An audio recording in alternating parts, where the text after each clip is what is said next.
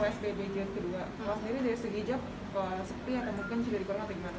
Untungnya walaupun PSBB yang kedua aku masih kerja, karena kan kebanyakan aku rata-rata studio kan, bukan outdoor. Jadi ya masih kerja, cuman ya pastinya harus pakai face shield dan juga harus lebih rajin kayak cuci tangan gitu ya, karena banyak banget loh kayak teman-teman apalagi reporter yang kena, which is kita emang harus bener-bener lebih aware lagi nih. Dan nggak cuma itu aja, teman-teman dekatku ada yang sempat kena juga COVID-19, jadi ya agak deg-degan, tapi ya tetap ya harus kerja juga. Cuman ya dan aku lihat pun dari TV-nya sendiri banyak yang disemprot juga biar steril gitu, jadi ya kita harus sama-sama menjaga lah. Gak ada niatan untuk mengurangi job karena kan ada temennya katanya kena COVID segala macam, tapi kan kakak malah menerima job juga.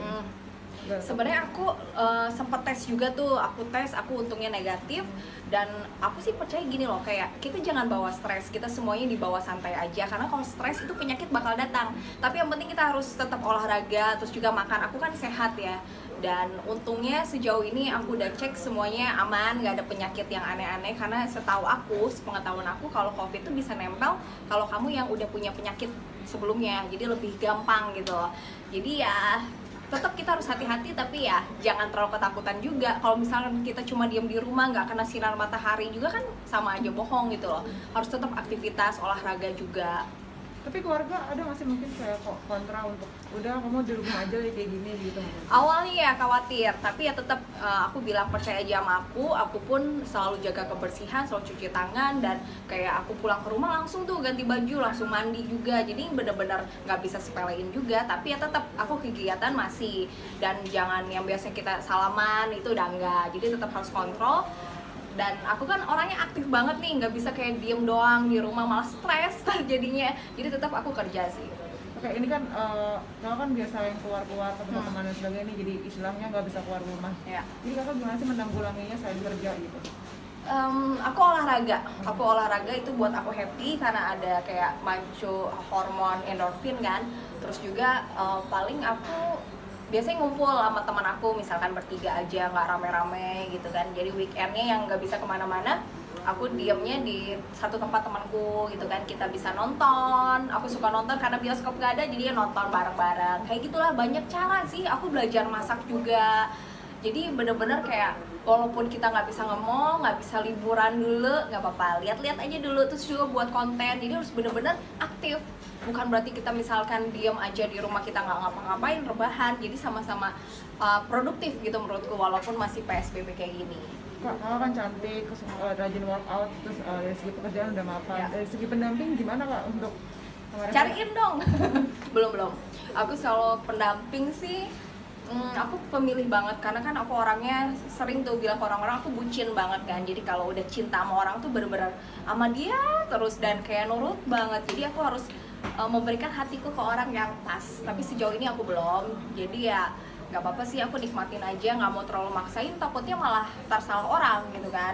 Belumnya kenapa kak? Masih nutup hati atau mungkin masih pilih aja nih? Enggak lah, aku nggak nutup, aku buka lowongan. Mungkin pemirsa ada yang jodoh aku, tapi emang sekarang belum nemu.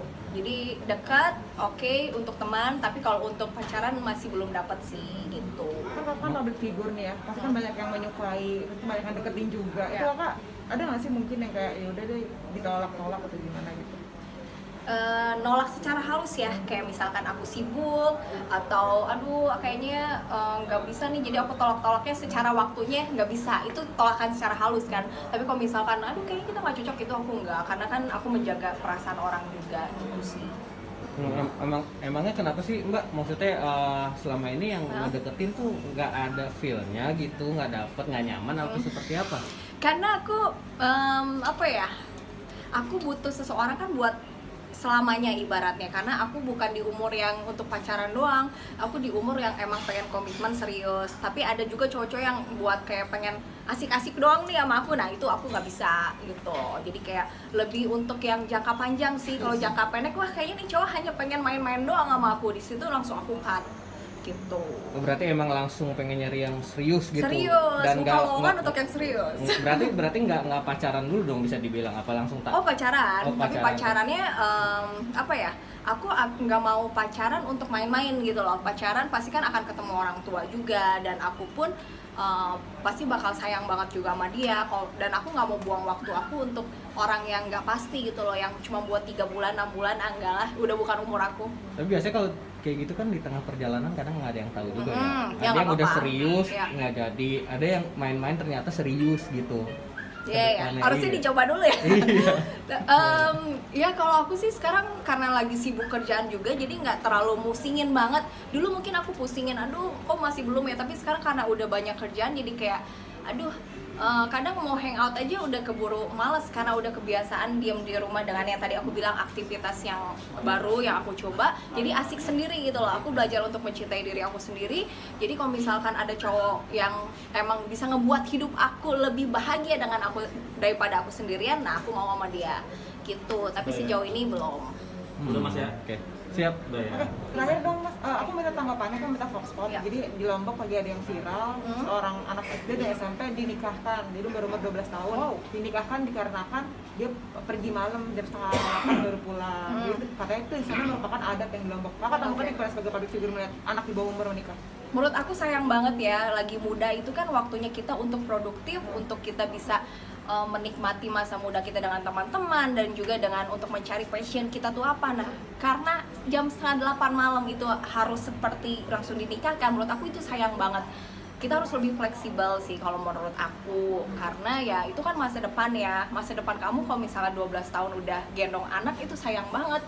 Sementara sebenarnya dia masih panjang gitu loh untuk karirnya dan juga untuk menikmati masa mudanya. Takutnya ntar malah udah umur 30 nyesel, aduh tahu gitu aku nggak akan nikah cepet duluan. Ya untungnya kita di Jakarta atau di kota-kota besar lainnya nggak seperti itu ya untungnya. Oke, siap. Terima kasih Kak. Sama-sama ya.